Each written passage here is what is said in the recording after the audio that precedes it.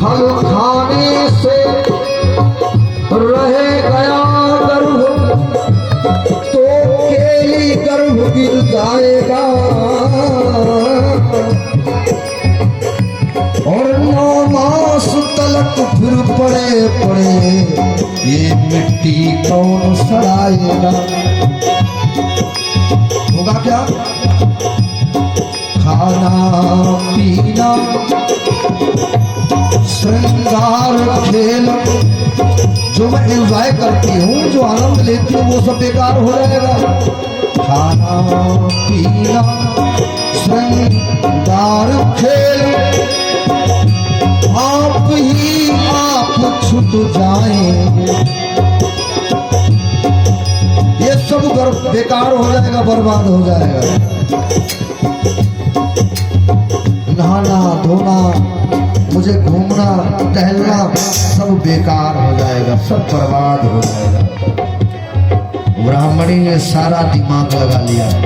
ब्राह्मण बेचारा सीधा था, सीधा ब्राह्मण है। समझा दिया, ठीक तुम जाओ काम करो जाकर के, मैं खा लूंगी, काहे को परेशान हो रहे हो।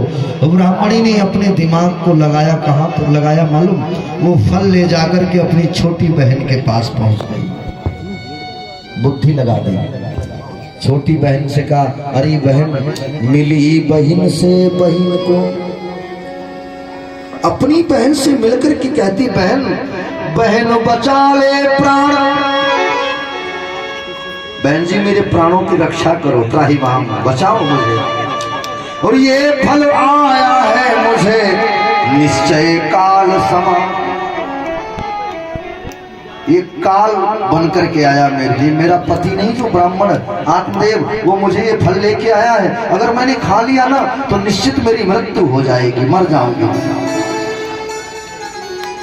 राम राम राम। उसकी बहन बोली, अरे दीदी या में कौन सी बड़ी बात है, कोई बात नहीं, चिंता नहीं करो। चिंता करने का कोई विषय नहीं है। ये फल जितना समय हुआ आए हुए ना, तुम्हारी हमने सारी चिंता मुक्त कर दी। उतने ही समय का मैंने गर्भ धारण कर रखा है।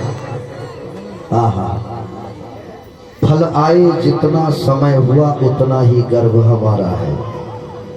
उसकी बहन बोली कि उतने ही समय का गर्भ मैंने धारण कर रखा है, और तुम्हारा पति जो है ना बहुत सीधा है, बहुत सीधा है।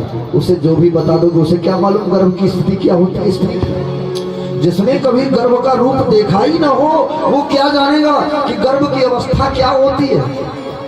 कोई थर्मामीटर तो लिए नहीं बैठा है? उसने गर्भ की स्थिति को नहीं जाना, तो आप उसको समझा देना मैंने फल खा लिया है, खा लिया है। ब्राह्मणी की बहन बोली, अपने पति को अपनी मीठी मीठी बातों में समझाना ये काम तुम्हारा है, और मेरा बेटा जब हो जाए तो मेरे बेटे को अपना बताना ये भी काम तुम्हारा है। मेरे बेटे को अपना बेटा बता करके तुम इस समस्या से मुक्त हो जाओगे। वाह, आपने ब्राह्मण को समझा दिया, चला गया बेचारा ब्राह्मण अपने काम में लग गया। इधर उन दोनों बहनों ने मालूम क्या किया, मिली बहन से बहन को इस प्रकार की राय सलाह हो गई, लुका छिपा कर गाय को वो फल दिया खिला। धुंधली ने वो फल जो था आप तो नहीं खाया, और गौ माता को ग्रहण करा दिया। बोलो गोविंद भगवान की। गाय को फल खिला दिया, फल खाते ही गौ ने गर्भ धारण कर लिया, समय बदल गया। इसीलिए कहते हैं भगवान के घर देर है, सब्र करो, और सब्र का फल बहुत मीठा होता है। किसी ने कहा है कि जिसकी नीयत खराब होती है उसका खाना खराब होता है। बेचारा ब्राह्मण बड़ा सीधा है, सरल है, उसकी नीयत सच्ची है। जिसकी नीयत खराब होती है खाना खराब होता है, और जिसकी नीयत सवाब होती है उसका जीवन लाजवाब होता है। मस्तों की जिंदगी में सदा बहार, मस्तों की जिंदगी में हरदम बहार है, और न पतझड़ है न खिजा है न गर्दो गुबार है। जो व्यक्ति अंदर से आनंदित है, मस्त है, उसको परमात्मा कभी दुख नहीं देता है।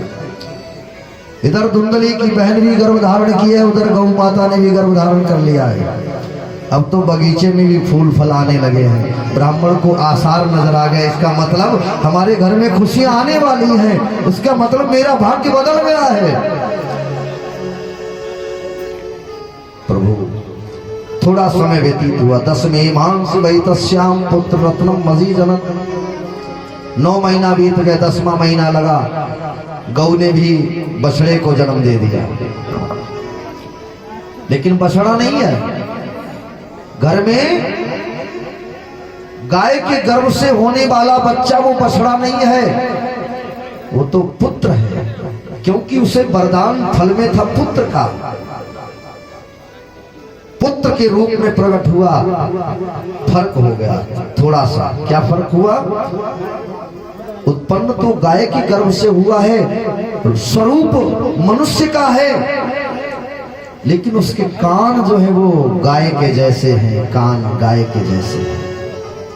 गौ का अंश आ गया। धुंधली की बहन ने जो गर्भ से बालक उत्पन्न किया, धीरे धीरे 10-11 दिन व्यतीत हुए। समय के साथ में ब्राह्मण देवता ने ज्योतिषी को बुलाया और बुला करके उनका नामकरण संस्कार किया। घर में बड़ी अच्छी दावत की, ब्रह्म भोज कराया। गाय कर्ण माने कान। जिस बच्चे के गौ के जैसे कान हो, इसलिए उसका नाम रखा गोकर्ण। इधर धुंधली का बेटा, उसका नाम रखा है जैसे माँ का नाम है, और माँ से मिलता जुलता नाम रख दिया गया धुंधकारी। धुंधकारी, अब समझ लो, धुंधकारी का अर्थ हुआ बिगड़ैल, खतरनाक, खलनायक, द्वंद्व मचाने वाला, विरोध करने वाला, झगड़ा करने वाला, लड़ाई करने वाला, इसीलिए उसको कहते धुंधकारी। राक्षस प्रवृत्ति का। राक्षस का स्वभाव जानते कैसा होता है? राक्षस कहीं से पैदा नहीं होते, राक्षस हम ही आपके बीच में। अब आपको बताए राक्षस के गुण क्या होते हैं। राक्षस के कहीं बड़े बाल नहीं होते हैं, राक्षस के बड़े नाखून नहीं होते हैं, राक्षस के बड़े दांत नहीं होते हैं, विकराल रूप नहीं होता। राक्षस केवल स्वभाव से होता है। राक्षस के स्वभाव मालूम कैसे होते हैं? रामचरितमानस को पढ़िएगा हमारे प्रेमियों। माँ नहीं मात, पिता नहीं देवा, जो अपने माता पिता का सम्मान न करें, इज्जत न करें। माँ नहीं मात, पिता नहीं देवा, न साधु संतों का सम्मान करें, न गुरु का सम्मान करें, न अपने परिवार के बड़े बुजुर्गों का सम्मान करें, वही राक्षस है। माँ नहीं मात, पिता नहीं देवा, और संतन से करवावे सेवा। हमारे जैसे संत ब्राह्मण विद्वान आ जाएं, जरा इधर बैठिए तो, नखरे उड़ाने लग जाएं, अपनी बात करने लग जाएं, उसके महत्व को समझ ही न पावे। समझ लो यही राक्षस है। और जिनके ये आचरण भवानी, भगवान भोलेनाथ कहते पार्वती मैया से, ऐ जगत जननी, अरे जिनके यहाँ आचरण भवानी, और सो जानो निसी चर सम प्राण।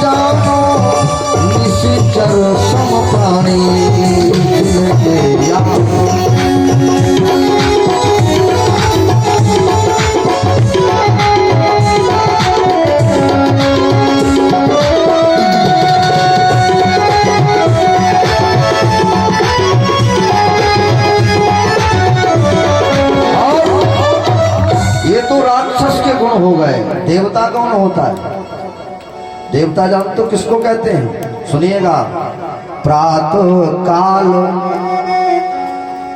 राम जी से शिक्षा लो। आइए 1 मिनट की बात बताएं। 3 बातें गोस्वामी जी ने रामचरितमानस में लिखी है। रामचरितमानस को आप लोग पढ़ा करें। हर मानव धर्म को, हर मानव जाति को अपने घर में एक रामायण रखनी चाहिए। ज्यादा नहीं तो 5 चौपाई 10 चौपाई जितना समय हो नित्य पाठ करना चाहिए। जिस घर में रामायण और तुलसी का वृक्ष शालिग्राम है, उस घर में कभी गरीबी और प्रेतात्माएं, कभी भूत और कभी व्याधि नहीं आ सकती है। बोलो गोविंद भगवान की। जिस घर में रामायण है उस घर में कभी विपत्ति नहीं आ सकती। जिस घर में तुलसी है कभी दरिद्रता नहीं आ सकती। और जिसके घर में शालिग्राम भगवान है उनके घर में कोई बीमारी नहीं आ सकती। यारे रामचरितमानस की एक एक चौपाई अमूल्य अमोघ अस्त्र है, मंत्र है। देवता कौन है? देवता वही है जो प्रातः काल उठ करके, प्रातः काल उठ के रघुनाथ, जो मर्यादा पुरुषोत्तम त्रिलोकी का नायक है, पूरे जगत का पिता है, उसने भी अपने पिता के प्रणाम किए, पैर छुए। उसने भी अपने पिता को वंदन किया है, प्रणाम किया है, माता को प्रणाम किया है, गुरु को प्रणाम किया है, संत को प्रणाम किया है। अगर आप लोग भी नित्य अपने माता पिता गुरु के प्रणाम करने लग जाएं तो अपने आप आपके अंदर सद्गुण उत्पन्न हो जाएगा, देवत्व धारण हो जाएगा, भाग्य बदल जाएगा। प्रातः काल उठ के रघुनाथ, मातु पिता गुरु ना वही माथा। प्रातः काल